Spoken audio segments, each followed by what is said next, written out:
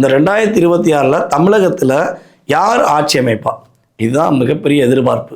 So அப்படி பார்க்கும்போது உறுதியாக கூட்டணி ஆட்சி இந்த 2026 ஆட்சி அமைக்கக்கூடிய வாய்ப்புகள் உண்டு. அது எந்த கட்சி, அது கிட்டத்தட்ட பார்த்திங்கன்னா பிப்ரவரி அண்டு மார்ச்சுக்கு அப்புறம் தான் நம்ம நிர்ணயம் பண்ண முடியும். ஏன்னா கூட்டணியை வைத்து அதே போல் நம்மளுடைய அரசியல் தேர்தல் தேதியை வச்சு தான் நம்ம கோச்சார கிரகங்களை அடிப்படையாக வச்சு சொல்ல முடியும்.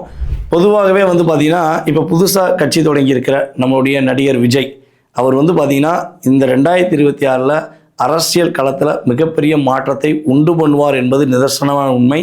ஓட்டு கம்மியாக வாங்குவாரா இல்லை வாங்க மாட்டாரான்னு கேட்காங்க. அதிகமான ஓட்டு சதவீதம் பெற்று ஒரு அரசியல் கட்சியை அதிகார கட்சியாக, ஒரு அங்கீகாரம் பெறக்கூடிய கட்சியாக அவர் செயல்படுவதற்கான வாய்ப்பு உண்டு. ஸோ அவர் கூட்டணி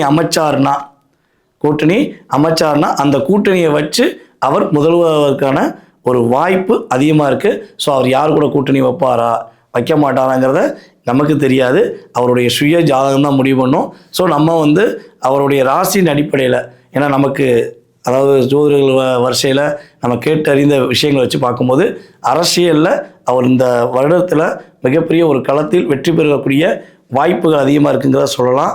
ஸோ இந்த 2026 ஜூன் மாதத்துக்கு முன்னாடி அரசியல் களம் காண வேண்டிய சூழ்நிலை வந்தால் கட்டாயமாக கூட்டணி கட்சி ஆட்சி அமைக்கும் என்பதை தெளிவாக சொல்லலாம்.